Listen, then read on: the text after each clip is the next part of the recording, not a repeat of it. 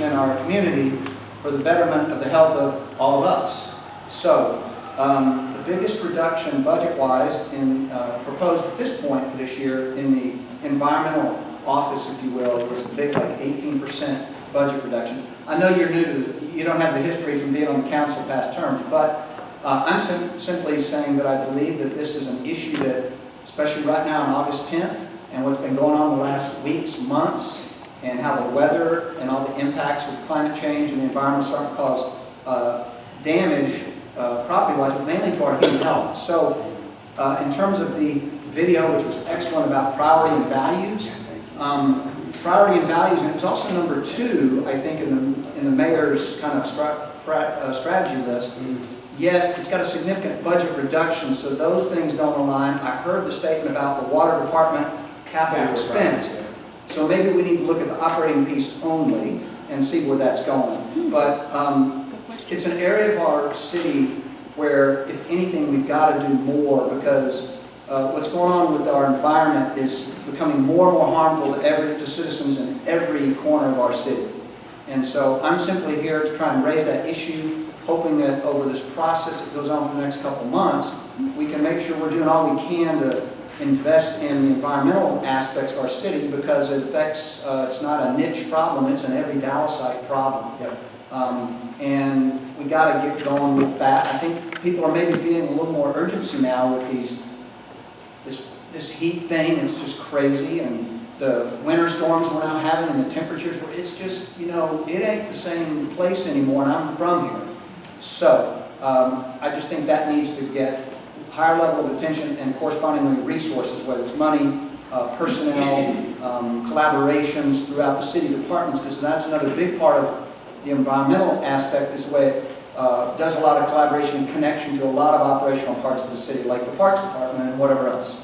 Yeah. So, no, I agree. Thank you for saying that. I don't have the numbers memorized just yet, but I know there is some money allocated to continue in the environmental and sustainability side of it. But I'll tell you specifically, just as the new council member, the environment is one of my priorities in terms of making sure that we have the right people appointed to the committees, and we're actually paying attention to that. Well, primarily because of all the trucks and things, and we have all the big cedars right here. We have all of these parks that we're bragging about. It's going to be, unfortunately, we can't breathe, right? So both of those go together. So that is something that I'm paying close attention to. So I appreciate it. And one other quick point I would make is the building we're in. I don't know how old this building is, but it's not that old. It's a pretty awesome city facility. One of the things that we're working on now at the city level, and have got maybe a couple of them implemented, and need a lot more of these resilience centers and safety centers. If it's too hot and people have any issues at home, they need to get water, or if it's a winter storm or whatever and you're out of power and you need a safe place to go. So perhaps, I don't know if this is on the list of potential sites for the city, or where the nearest one is for this community to go if there's concern about being at home because you're without whatever it is that you need to be safe and healthy. So resilience centers at places like this are an important part of that. Other questions?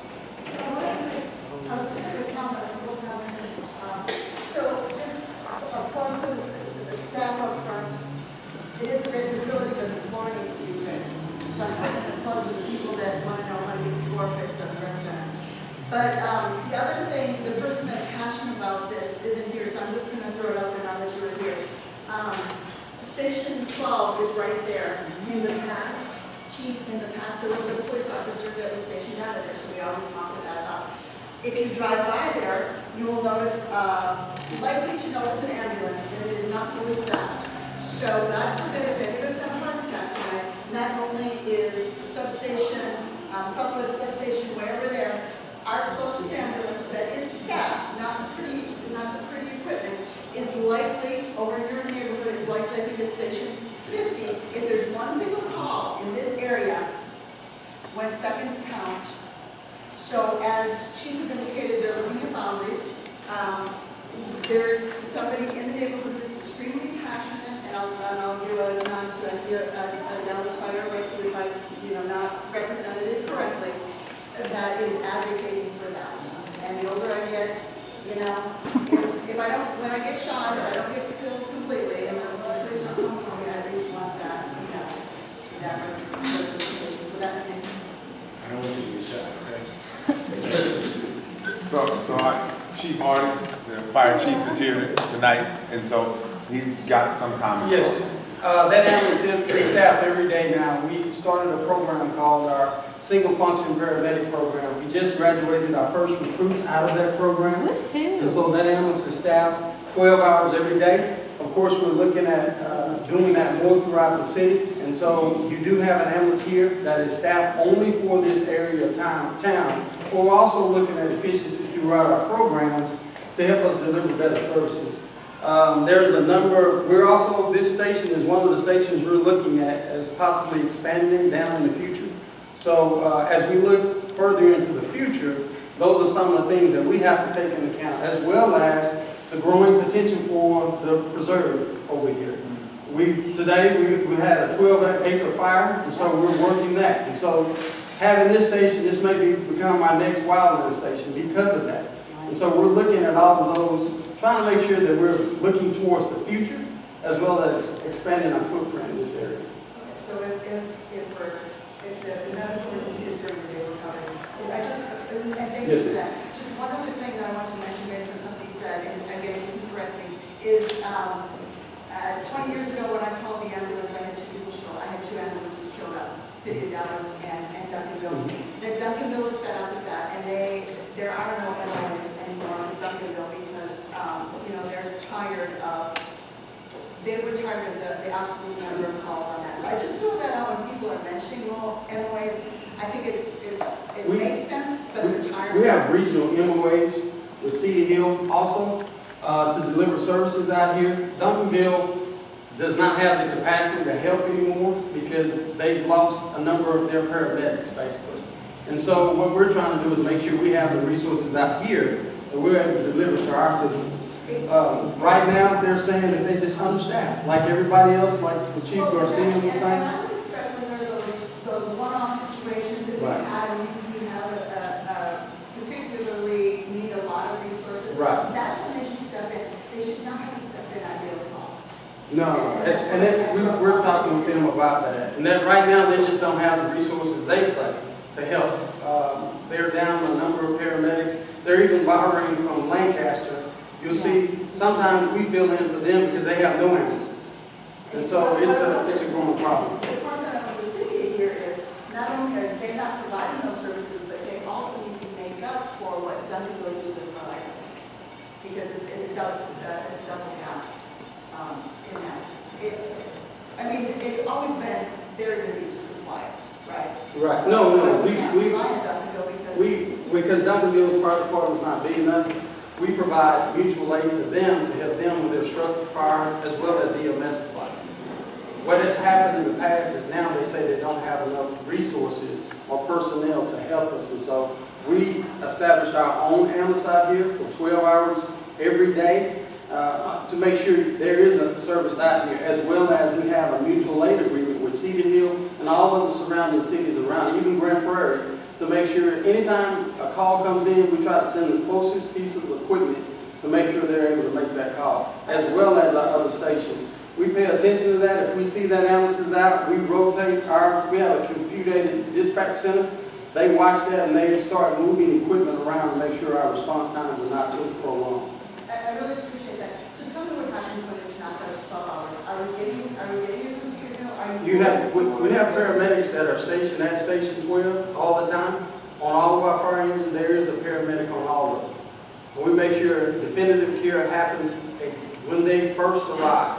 Transportation, if an ambulance is out for us, say we're blown out in the city, because we only have 46 that are working all the time, and then we have our other ambulance that kick in and kicks us up to 52. If they're out, we'll get the closest resource, which may be a Cedar Hill ambulance just for transportation.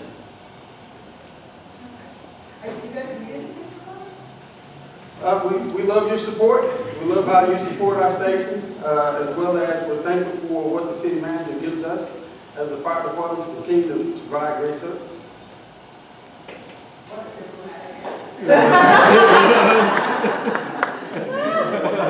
I need $10 million for it. So. If you can give us that, I'll take that. Any other questions? Yes, Irving. I have probably a buffet of stuff. I'll just kind of bring it up, maybe to get some of us talking. Some of it may be capital, some of it may be operating. One, I know District 3 is long, it goes way up to 12, it's very odd, but start replacing the green, ugly, median street light poles in our city. Hampton, Camp Wisdom, Polk, all those streets they're 40 years old, they're bent over, they're eyesore. You can either put that in bond money or put it in some operating stuff. And then on Northwest Moreland Ave, District 3, we go up Westmoreland in the morning, you go past I-30, there's the Union Pacific tracks. The tracks have gotten extremely busy after COVID, there's always a train. We need to build a bridge over the Union Pacific tracks on Northwest Moreland Ave. It's north of I-30, but it does affect our district. There is a bridge on Westmoreland, Hampton, but not on Westmoreland, so it stops a lot of that morning traffic. The dynamic message signs, it's another thing I've noticed. We got a federal grant 5 or 6 years ago. We put up all these dynamic message signs around the city that could talk about flooding and emergency centers. None of them work. Apparently, they were relying on cable channel D or something, and there was no communication to them. I think we need to put the money in the operating budget to get them going. It could really help an emergency. We used to have Encore do our freeway street lighting and our city street lighting. We were paying them about $16 million a year, I believe, Mr. City Manager. I think we went to doing it in-house, which has really done really well. Has been very good, and I'd like to give some kudos to the staff. However, I think they're spending about $2 million a year right now, and it's just not enough. We have a lot of interstate freeway lighting that is still out, and we probably need to increase that budget about $1 million. We have thousands of underpass lights out in the city, I-45, I-30, I-20, 175. We maintain all of that, the city of Dallas does. We need more money in that. And then we've also got to upgrade all that lighting to LED. You think about Loop 12 and Spur 408 right here. All those towers, those lighted towers, that all needs to be upgraded to LED. They tell me we just don't have the money right now, but it needs to be done. I think we also need to look at Mountain Creek Parkway coming up here from I-20. That lighting is just totally in disrepair. All that lighting, all the way down to 20, needs to be replaced with LED. It's just garbage, really.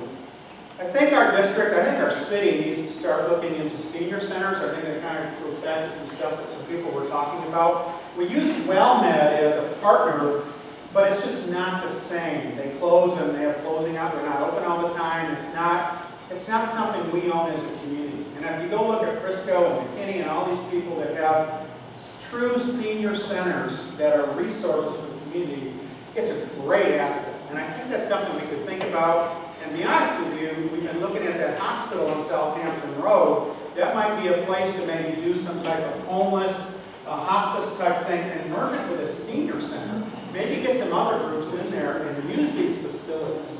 I think we own the facility already. The Keys Park Tennis Center building is crap. It's about 30 years old. It's been broken into about every 6 months. We need to replace it to something better. Every time they break in, they take our computers, all the equipment, all this stuff. We need to replace that Keys Park Tennis Center facility. One of the things I was thinking about, Mr. Broadnax, was maybe putting some signs on the freeway, much like Cedar Hill does, Duncanville, all these other communities. You come into the community, welcome to Duncanville. There's trees and fountains and all this stuff. Why don't we do that for the city of Dallas? Welcome to the city of Dallas on I-20, 75, coming north, coming in south, I-45, and so forth. Bond, a good place to get some money, put some money in the bond for that. I think we need to do that. I think we need to show pride in the city of Dallas, and that's certainly one way to do that. We're talking about the police service center. One of the things that's been kind of on my agenda is maybe I was going to suggest replacing the Southwest Service Center because it's not only the police department, we got sanitation there, parks.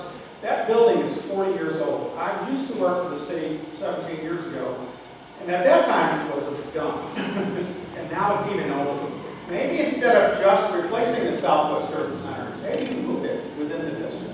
Maybe more south, so this area is not so abandoned for those city services. Because It's the same with police as it is with garbage down here, or parks, or whatever. We're so far away from our service center here. So maybe we move that Southwest Service Center. Just a thought. I mentioned the hospice thing in the Southampton in that hospital facility. Fire Station 49 in the airport at Southampton Road, Executive Airport, I think that thing needs to be replaced. It's probably 40 years old as well. And again, when I worked for the city, I was a safety inspector. The conditions were unacceptable. It needs to be replaced. And we've had some changes, Mr. Broadnax. You think about the commemorative Air Force that's now at Executive Airport. Look at the tragedy we had about 6 months ago. A bunch of people were killed. I'm not sure our fire department was robust enough to respond to such a tragedy. I don't know. I can't speak for them. But I think it's time to replace Station 49 with all the additional. That airport is completely leased. All the hangars are now completely leased.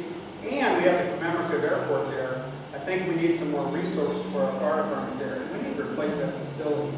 And then finally, I think on Interstate 20 from Grand Prairie all the way up here to the city of Dallas, we need to request TxDOT put in continuous street lighting. It's the same thing on Loop 12 going north of 30 to Irving. There's no street lights. And then I-20 the other way on the other side of the city a little bit. It's dark. In the city of Dallas, or really in Dallas County, 2 fatalities a week. You stop and pull over and change your tire. We're having 2 fatalities a week.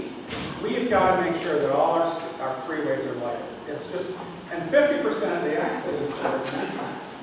Yet only 25% of the traffic. So those are simple things we can do. And let's dip into other people's money. We need to start requesting that for TxDOT. Yeah, we need this money.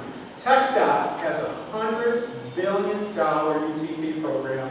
They're looking at funding. They're going to pass it next week. Give us $10 million for street lighting. So that's all I have. You can answer the comments. Thank you. Now, can I ask you a question? Who are you? I'm just curious. I'm just Irby Foster. My name's Irby Foster. I live on Vinewood Lane. Well, thank you for all that. We got people taking notes, so I'm listening, and it might be easier for you to make a copy of all your notes. Right. Thank you for that, though. I appreciate it. Yeah, no, I think you pretty much a lot of this that you listed as we're going through even talking about the bond program, a lot of that's going to be in there. You'll notice I think there is one for streets, but there's another one for transportation, something, I forget what it's called, but that's exactly what that section will go for. So some of that can be addressed through the bond program, but I will look into the TxDOT funding as well. Councilman Gracey, hi, my name is Zarin with the Office of Bond Construction Management. We do have 5 propositions that are being proposed in the Senate Law project, and so some of the things that you did mention can qualify for bond funding.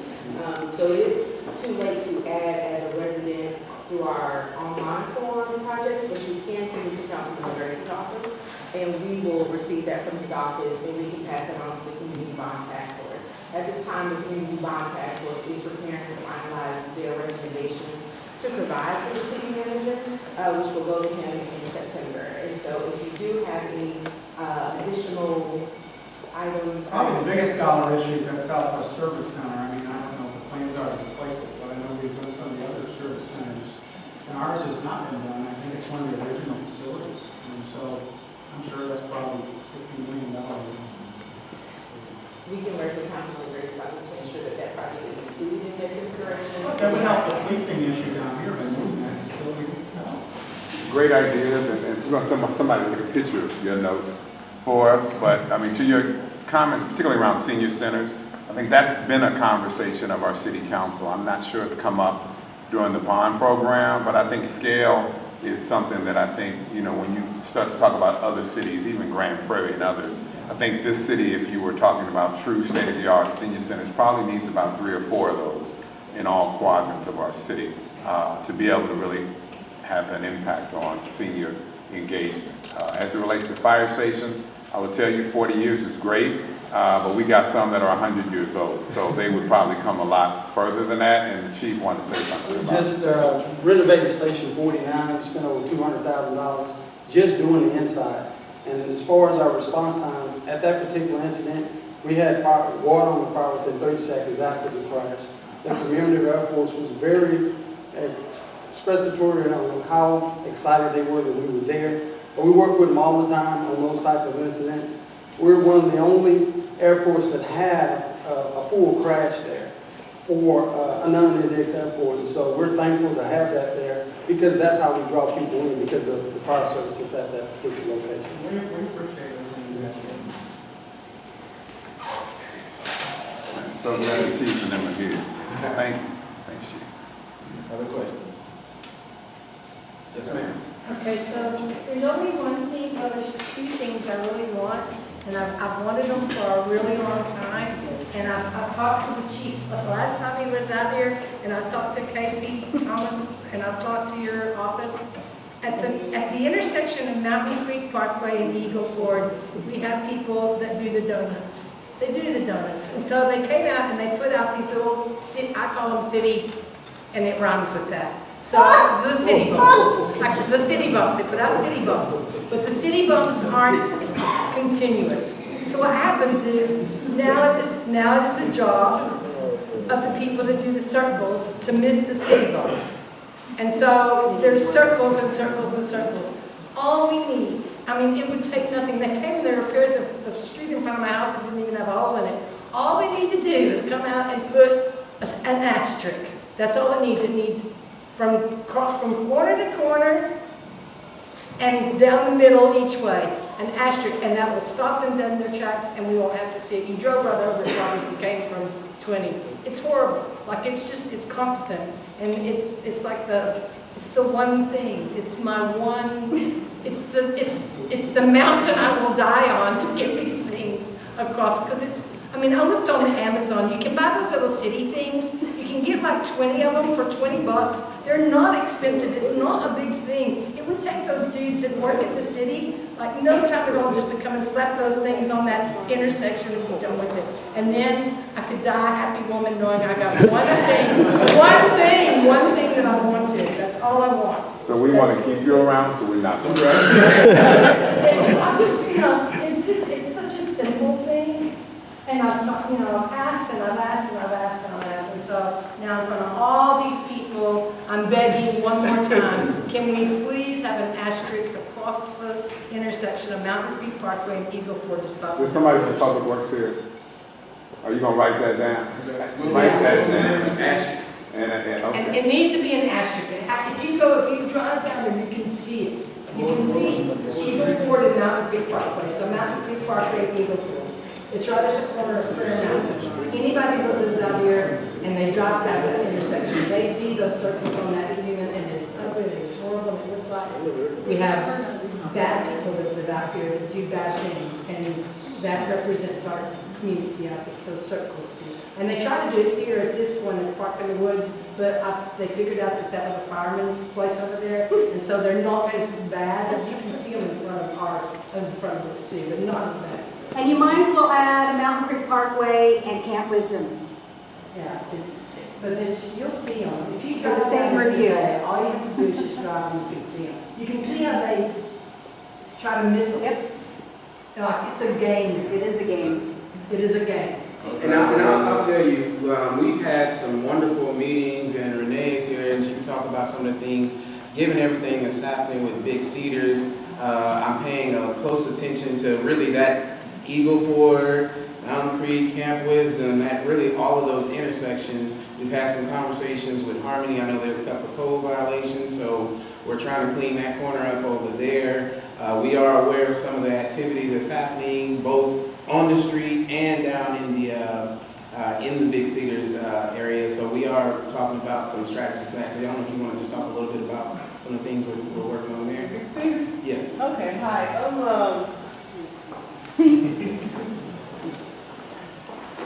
Hi, I'm Renee Johnson. I'm the Director of Park and Recreation. And thank you. And first I want to say I'm a senior, and I live in this community as well. And just so you know, even though there may not be a senior center besides the on-camp wisdom, they have plenty of activities here. We come here to play pickleball on Monday nights and Saturday mornings. So there are a lot of seniors that use this facility, so you are definitely welcome. I just want to make sure you all know that. As far as Big Cedar Wilderness, we're really excited about this property. It's about 280 acres that the city now owns. It's a collaboration with Trust for Public Land, and we are looking at definitely developing that land. And this is, you know, I love living here because it's a beautiful area of the city. And I know some of our other counterparts as far as co-workers, they live out here as well. And so there is going to be some wonderful opportunities based on investment. You know, once we get more investment in these properties. What we're going to do now, since we now own the property, we're getting some things cleaned up out there. They have some jumps and some things, some bikes that ride out there. So we've kind of closed those facilities down, but we will be rebuilding those facilities. So bikes will still be able to continue to run, to be able to walk out there and do all the things that we love to do. And how to protect it. No developer is going to come in to take that land from us. It's our land, it's the city, it's yours. So we're really excited about that. So we're working with the church, we're working with Dora, we're working with partners in this community, we're working with the marshals and the park rangers because of some of the challenges that we've had. But I do want you to know as far as in this budget, and we're so grateful to the city manager's office and the council, that we're looking at an additional $3 million just about for parks and security. So we are really committed, the city is really committed to making sure that our park patrons are safe and secure in our parks. So we're looking at more marshals that are going to be in our park system, which will be going up to 20, more rangers and things like that. So we're really happy about that. And your parks are going to be, and are now, a safe place to play. So we have a lot going on that's very positive for our park system. We are an accredited, nationally known department with over 400 plus parks. And so I just want you to know that even though we may not have those large 400 senior centers, you do have 400 plus parks and you have so much development coming across the city that the opportunities that you have with 180 miles of trail that are already down on the ground. So I just want you all to know Dallas is the best place for parks. Yes. Amen, sister. And I wanted her to talk about that specifically because what you're talking about is really overflow from what's happening down in there. They're overflowing and posting up on Saturdays, nights, and all of that, and doing a bunch of that. So that's what's happening. So we're starting there and kind of address that and hopefully scare them away from being over there now that they know that it's city-owned property. I'm going to wrap us up now. I'm going to hand it over. I think TC had one more comment about the environment. Sure. I think there were a couple of statements made by the gentleman up front here. It's about the budget there. And I know the budget video talked about capital in water and sewer that was really affecting that line item. So the council members raised that in our budget briefing the other day. So I just want to share that that budget for the Office of Environmental Quality did go down this year. Just that particular department, that's typically the sensitivity. The budget went down by about $1.3 to $1.4 million. But that's primarily because last year, the City Council added $1.5 million in general fund money to support a brownfield program in our Fair Park area.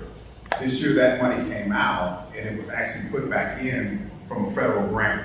We got 2 federal grants, actually $1.5 million total, but it's not general fund. And so when you see that reduction, since that's a general fund department, you'll see it going down, but in additional resources that actually support the department, they've got $1.5 million just for that same type of purpose. In addition to that, though, we also added, and there's money in the budget for a rooftop solar revolving program for $250,000.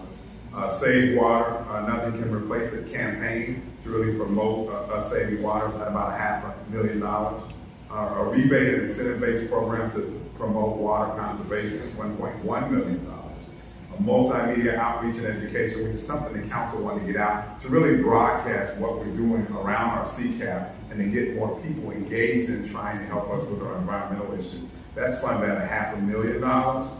Air quality monitors and sampling from TCEQ grant at $917,000. And then our building services department, separate from OEQS, there's an energy storage technology program funded at $500,000. So we are invested, as well as our fleet. Each year we're analyzing it to see if we can electrify it for any of our departments that can support that. And that is really a high bar as it relates to them opting out of the option to be able to go electric. They have to have some definitive reasons why they can't. And so I think this council's shown a commitment to CCAP. We went through a lot of community engagement to develop a plan, and now we're working the plan. And I think individuals like yourself and everybody are holding us accountable for spending money and putting dollars into activating that plan. So I appreciate the continued advocacy is important. We're doing a lot this year. I'll tell you, next year is going to be a little bit more of a challenge, quite honestly. We're adding library hours back to our libraries, get everybody back to 6 days a week.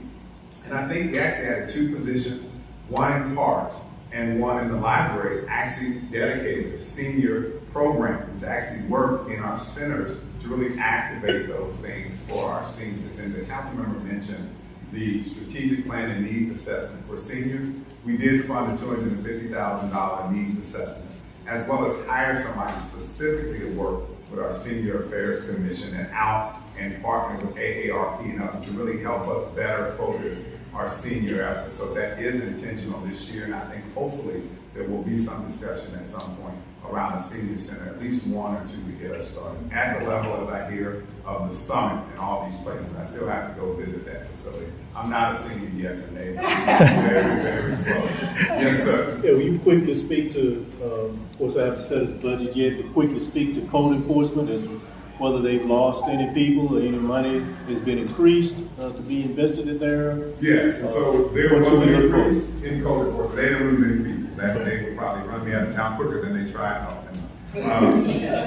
There is an increase in code enforcement. I can stress that one. But we added money for about $1.5 million associated with short-term rentals.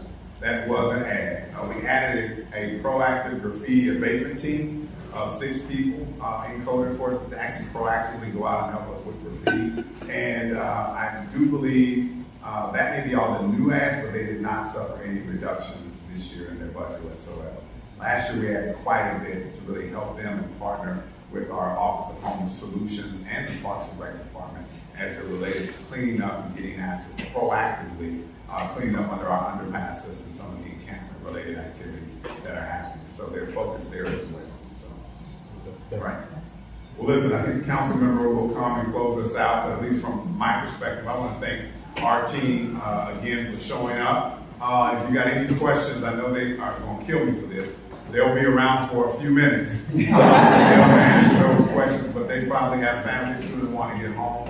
But I appreciate y'all coming out. Again, there will be many more budget meetings. There will actually be some online in other respective districts. You're not, disallowed from participating in those, because I'm sure there will be people with similar comments, similar concerns that you may want to hear what's going on in other districts. But I want to thank you, and I would encourage you to go to our transparency website. The budget is online. It is in PDF form, and it is segmented so that it's not one big document. You can actually go in and look at what you want to look at, which is near and dear to your heart. But I encourage you to get engaged and give your input to us throughout the budget process. Send emails to council members, as well as I think there may be an option for you to do that online for us as a part of the budget. So thank you again on behalf of the city administration and in support of the city council. I'm just blessed to be the city manager, and thank you for my team coming out here tonight. Anybody that wants to shoot some hoops with me in a minute. So thank you. Thank you all for coming.